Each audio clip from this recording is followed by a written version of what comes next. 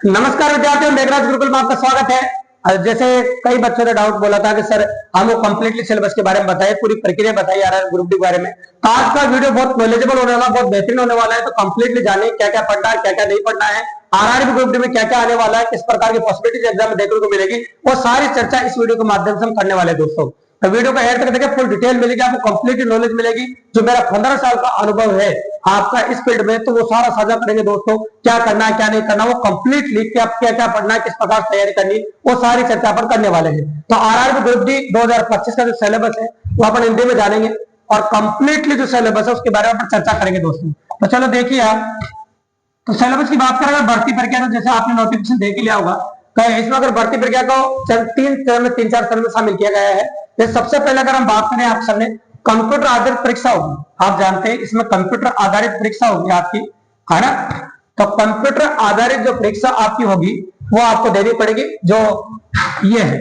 उसके बाद शारीरिक दक्षता होगी, पीईटी, जिसके बारे में डिटेल में बात करेंगे आगे अपन। फिर दस्तावेज सत्यापन होगा, डॉक्यूमेंट होगा, और चिकित्सा जांच जैसे नॉर्मली होती है, इसकी ज्यादा टेंशन लेने की जरूरत नहीं है आपको ये समझ लो मेडिकल होता है, तो मेडिकल नॉर्मली आपके शरीर में कोई बीमारी है हल्की फुल्की, वो चेक करते हैं, कोई बड़ी बात नहीं है इसमें।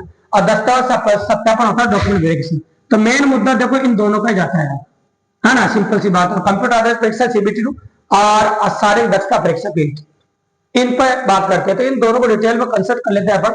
सबसे पहले अपन बात करते हैं आपसे कंप्यूटर आधारित जो परीक्षा होती है उसके अंदर क्या क्या आएगा वो देखिए आप। जैसा आप देख रहे हैं, ये देखो, ये सभी पात्र उम्मीदवार है जिन्होंने फॉर्म भरा है, और जितने बच्चों ने फॉर्म भरा है। तो पेपर इस प्रकार का रहेगा। देखो, परीक्षा की अवधि 90 मिनट रहेगी, मतलब ये पेपर आपको 90 मिनट में करना पड़ेगा। ये लाइन देखते हैं आप, एक बात समझ गए होंगे कि 90 मिनट में आपको 100 क्वेश्चन करने। 90 मिनट में कितने क्वेश्चन करने? 100 क्वेश्चन। मतलब आपको क्वेश्चन करने के लिए जो टाइम मिल रहा है आपको, वो 1 मिनट से भी कम का मिल रहा है ना, पॉसिबल है। तो आप देखो, इस बात को विशेष तौर ध्यान रखिएगा, आपकी जो स्पीड है वो बहुत अच्छी होना चाहिए। अगर स्पीड अच्छी नहीं होती है तो दिक्कत हो जाएगी। और सिलेबस इतना अच्छा है, सारे कंसेप्ट बेस्ड पॉसिबिलिटी है। 25 क्वेश्चन गणित के हैं आपके, 30 क्वेश्चन रीजनिंग के हैं, और 25 क्वेश्चन सामान्य विज्ञान के हैं। तो इधर तीनों का लोड अगर हम देखें आपके 25, 25, 50 और 30 आपका हो जाता है 80।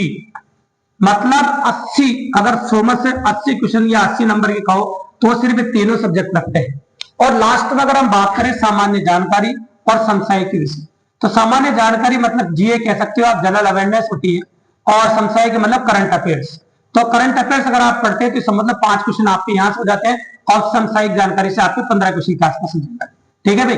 तो नॉर्मली बात है कि अगर आप इस प्रकार से तैयारी करते हैं, इन तीनों सब्जेक्टों की जो तैयारी है आपकी बहुत जोरदार और कंसेप्ट बेस आपको, इसमें कोई नहीं लाओ तो ग्रुप डी काफी आसानी से निकल जाता है, काफी इजीली अप्रोच कर सकते हैं दोस्तों आप, है ना। तो ये समझ लो, गणित के अंदर जो फिक्स टॉपिक है वो आपको अच्छे से पढ़ना है, आप स्पीड डेवलपिंग काम करना है। सामान्य बुद्धि तर्क शक्ति जो रीजनिंग है उसको भी आपको अच्छे से पढ़ना है। और सामान्य विज्ञान में बेसिक साइंस है, जैसे आप जनरल साइंस बोलते हैं, उसमें केमिस्ट्री, फिजिक्स और बायो तीनों का पार्ट है ना। तो कोई टॉपिक पर्टिकुलर नहीं दिए गए हैं पहले पढ़े, लेकिन इनमें टॉपिक दिए गए।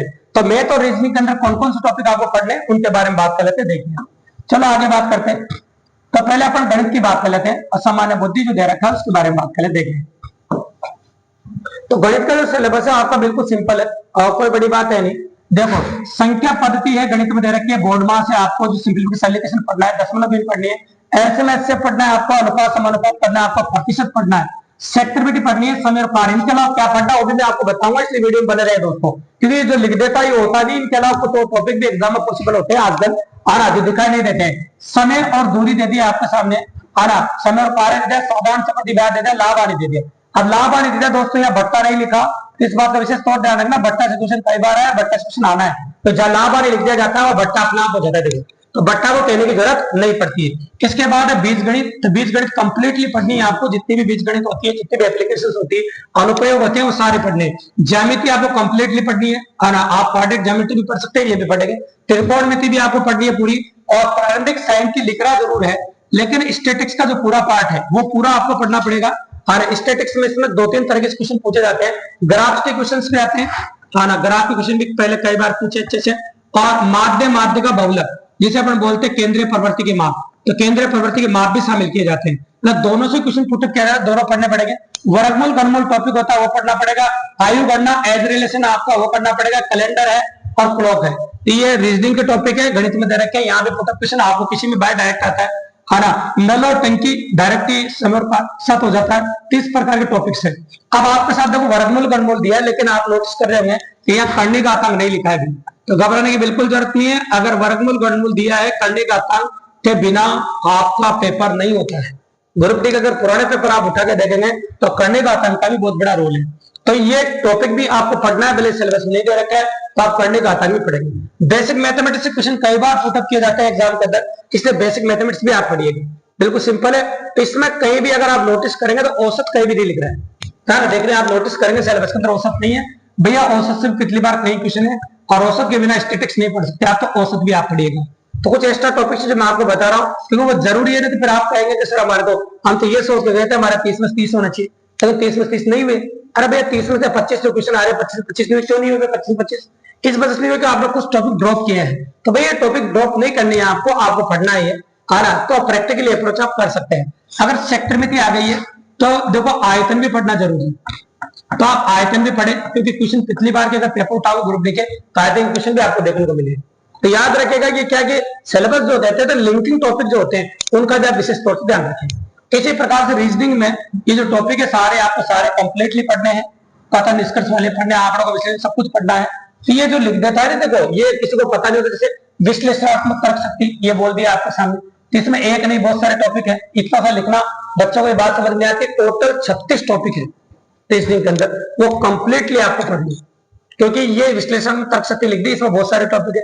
इसी प्रकार से यहाँ भी ऐसे लिख रखा है, तो समझो कि ये शॉर्ट में लिखते हैं है ना, और आपको ये पढ़ना है। इसके बाद सामान्य विज्ञान में इन्होंने 10वीं स्तर के जो सीबीएसई के जो भौतिक विज्ञान है, रसायन विज्ञान है, जीव विज्ञान है, अब देखो इन्होंने तीनों को शामिल किया है, तो तीनों को आपको जनरल साइंस के हिसाब से पढ़ना है। तो क्वेश्चन आपका भौतिक विज्ञान से, रसायन विज्ञान से और जीव विज्ञान से कहीं से भी आ सकता है। लेकिन एक विशेष बात आपको पहले बता दूं मैं आपके सामने कि क्वेश्चन की चांस की जो पॉसिबिलिटी बनती है वो सब जगह से बनती है भी। अब पहले तो क्या होता था कि इन दोनों से जो क्वेश्चन आते थे भौतिक से रसायन से वो थोड़े ज्यादा आते थे, लेकिन अब देखो तीनों का पार्ट आप बराबर डिवाइड कर दिया तो पॉसिबिलिटी ऐसी रही। ठीक है, और संशयिक विषय सामान्य जानकारी के अंतर्गत आप जानते हैं कि देखो क्या क्या मुद्दे हैं।